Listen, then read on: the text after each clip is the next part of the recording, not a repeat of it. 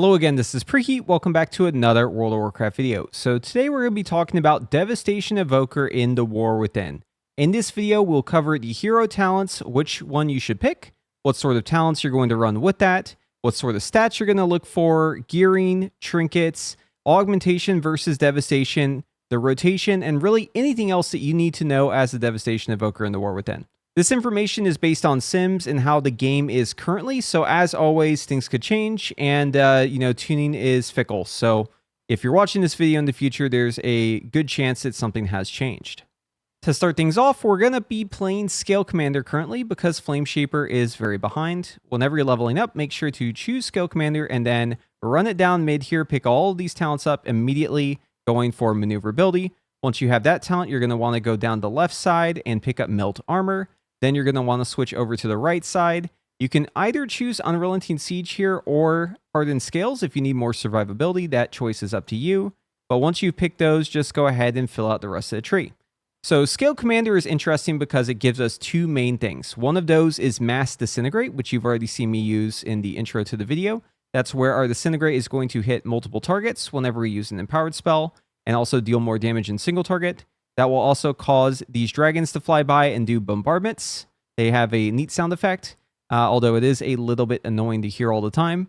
And then the other part of this is maneuverability, which basically makes our Deep Breath an ability that we do not have to put a reticle down for. We can just press the ability, it goes off, and it does a ton of extra damage with this talent.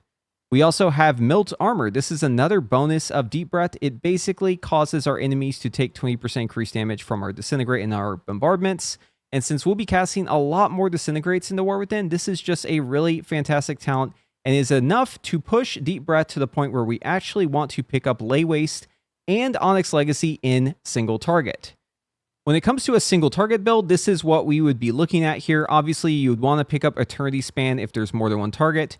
Also, we want Eye of Infinity for single target currently, but we do pick up Lay Waste and Onyx Legacy for single target. When it comes to more of a cleave build, we definitely want to pick up Eternity Span, and the value of Event Horizon definitely increases once we get our tier bonus, especially if we're hitting more than one target. This is actually quite nice. If we're looking for even more damage, maybe in a raid setting where there might be additional targets to cleave, we also want to pick up Charge Blast. Charge Blast is going to be really, really high value for us as Scale Commanders because whenever we use our Mass Disintegrate, those additional targets that are getting cleaved are all going to be contributing towards the Charge Blast, basically making our next Pyre or Dragon Rage, if we have stacks for that, hit for up to 100% increased damage. Now, this does not work with the bounce for volatility, and since this is a 2-talent point, it ends up being kind of hard to fit into the build since we also need to always have Lay Waste and Onyx Legacy. It just doesn't really fit well. But this is going to do really good damage in 3-target cleave. And honestly, this is what I plan to play in most of the raid encounters since most of them do not have just single target in them. The other big change for Evoker, and this is actually true in the pre-patch currently, so Spatial Paradox is now available to us as Devastation. Obviously, we get to choose this instead of Time Spiral, so make sure that you're making the correct choice here, but Spatial is actually really nice because it also increases our range if the healers aren't reserving it for a specific part of the fight. So this can allow us to basically hit from up to 50 yards away. It feels really great to use, but it also feels bad because it kind of gives it away that Blizzard could have given us increased range and they just chose not to. When it comes to talent variety, the main thing is if you're doing Mythic Plus, you could, instead of going into Iridescence, you could pick up over here Scorching Embers. This will give you more damage with all of your red abilities, but I will say that generally speaking, because we Mass Disintegrate so much in AoE, I prefer to just play Iridescence pretty much all the time.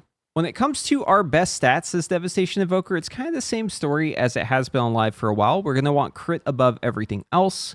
But obviously, make sure to sim your own character since you may have a different situation than I do. It's always best to look at whatever your sim says. But beyond crit, I'm noticing that haste seems pretty good. So I'm actually going crit haste for the most part. Although I do have a nice mix of mastery and versatility as well. If you want the latest information, make sure to open up the Wowhead page. That is going to give you the most up-to-date info because I can't really update the video in real time. When it comes to our trinkets, we're going to want the Spy Master's Web above everything else. This is basically best in slot for every caster. It's very, very good. A lot of casters save this for execute, but we are going to just press it with every Dragon Rage. And then for our second trinket, we just want something that's like a stat stick. So the Mercurial Egg is pretty good. We can also go with any of these other options like the Gale of Shadows, Empowering Crystal, Aberrant Spellforge, the Sack Brood, Unbound Changeling, any of these are good. When it comes to our tier bonus, we are getting a 10% increase on our Disintegrate and our Pyro damage, so we just get more damage with our Spenders, which is nice. We also get cooldown reduction on Eternity Surge and also Essence Burst with it, which is really, really great because it means that every single time we press Eternity Surge, we can immediately follow it up with a Iridescence buffed Mass Disintegrate, since we will have the Essence for that with the Essence Burst, and will also benefit from Titanic Wrath as well. When it comes to the consumables, this stuff is not set in stone. Blizzard hasn't really decided what they're doing with this, but we basically just want crit if we can get it. So Cursed Critical Strike looks really good. And then make sure you also have the Flask of Alchemical Chaos. The reason why we're using this over the Tempered Aggression Flask is because if it's the random one, whenever we use our Tempered Potion, it's going to give us the bonus of all 4 effects as opposed to excluding the crit bonus. And it's also just fine since we get the other stats. Like, it doesn't really make too big of a difference. When it comes to the rotation, it is actually the same as you're used to, except for with a couple caveats. So number one, we're going to be using Deep Breath before we use our Dragon Rage. That is the biggest change, and you're actually going to use Deep Breath on cooldown after that, including in Dragon Rage. Just use it on cooldown as soon as it's up. Make sure that you're close to the target so you can get it out and you can eject from it without having to travel too far. The other big change is whenever you use an empowered spell, you're going to be fully channeling that Disintegrate unless you're chaining into another Mass Disintegrate. Because if you take a Mass Disintegrate and then you chain it into a normal Disintegrate, what's going to end up happening is you're basically going to lose out on the damage from Mass Disintegrate. So you need to make sure you let that thing fully channel out. For the uninitiated, the opener for Devastation is going to look something like this. You're going to Living Flame into your Deep Breaths, and you're going to cancel as soon as you hit there. We're going to use Dragon Rage into Fire Breath, into Shattering Star with Trinkets and Potions, and then Eternity Surge, and then chain these two because they are Mass Disintegrates. Let it fully finish out there, and then now we can go back to our early chaining if we want. So we can either chain it there at the 3rd tick, or we can not do that. I mean, that's really just a min-max thing. It's kind of up to you if you care about that. But make sure if you do the Mass Disintegrates that you let those things fully chain out. That is actually super important. Let them fully channel out there, because we don't want to accidentally use them early and then lose out on a tick. If you want more information on early chaining, I do have a video on this from back before all of this, the War Within stuff, and it's still true that we definitely want to do the early chaining if we're like capped on essence. But just know that the value of doing this is now not nearly as important because we aren't getting the Esther extensions like we used to, so definitely not as important there. For the uninitiated, the Devastation Evoker opener looks like this. You're going to press your Living Flame, and then you're going to use Deep Breath. And as soon as you reach the target and it hits, you're going to want to cancel that Deep Breath and immediately go into your next spell. So right here, my Deep Breath has hit. So I'm going to go ahead and press the Deep Breath button again. That's going to cancel it. I'm going to use my Dragon Rage.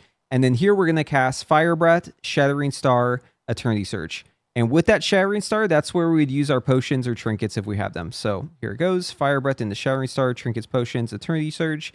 And then right here, you're going to have Shattering Star up and 2 charges of Mass Disintegrate. So here you can actually chain the Disintegrate, which means you can use another Disintegrate before it finishes. That's fine to do here, but make sure you don't do that on the second one, because if you chain a Mass Disintegrate into a non-Mass Disintegrate, you lose damage.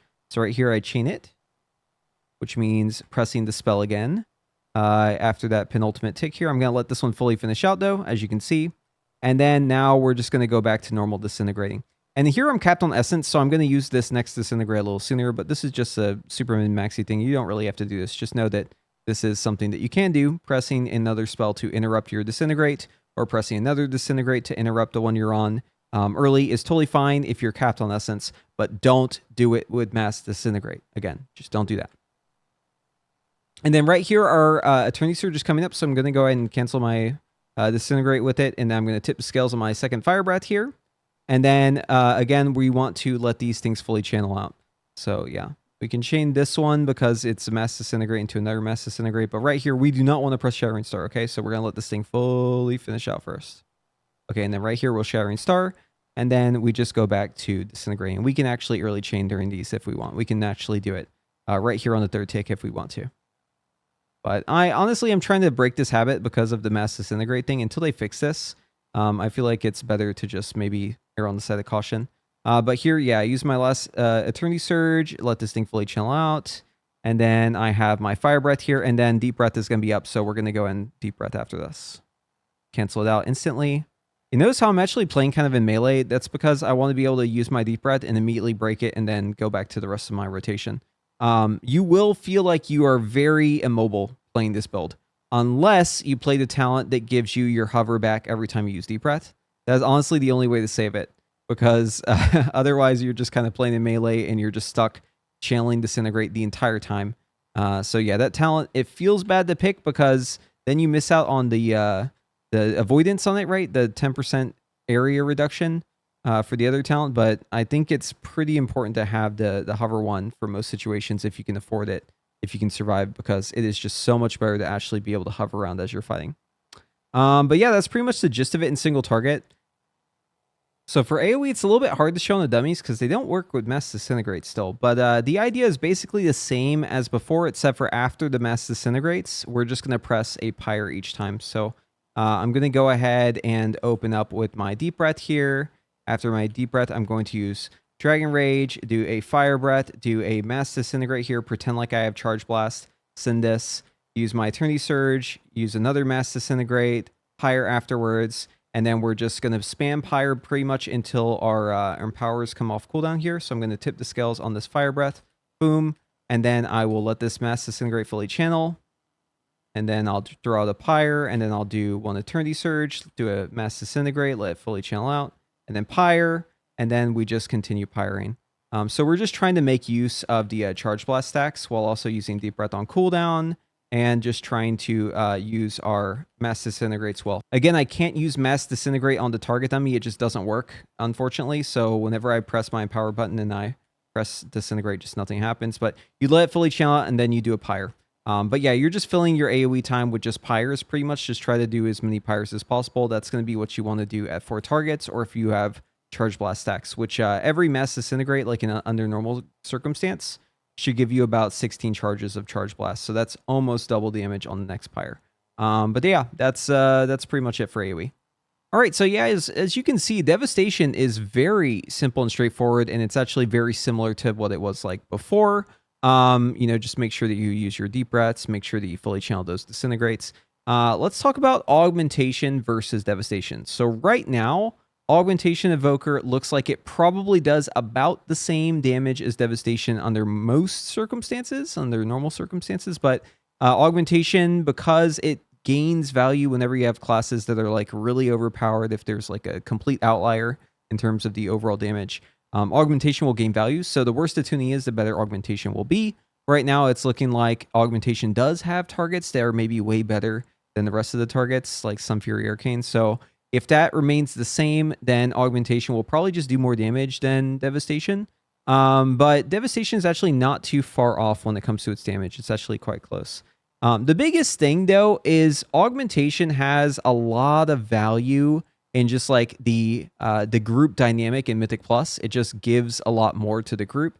So even if it wasn't really a damage thing where Augmentation is just better, like, it would still probably be preferred. As a Devastation Evoker, you kind of just have to accept the fact that your spec just isn't really seen as being as valuable as Augmentation, even if you maybe play it better and you do more damage. None of that's really going to matter because it's all about the perception of what the meta is. So unfortunately, the meta is going to dictate that Augmentation is going to be the way to go for Mythic Plus. But I think for Raid, Devastation actually has a pretty good place. And of course, if you're playing with friends or if you just really love Devastation, I'm not telling you to play Aug. I'm just saying, just be aware that there is kind of a stigma against classes that aren't meta. This is just something that every class that isn't meta kind of experiences.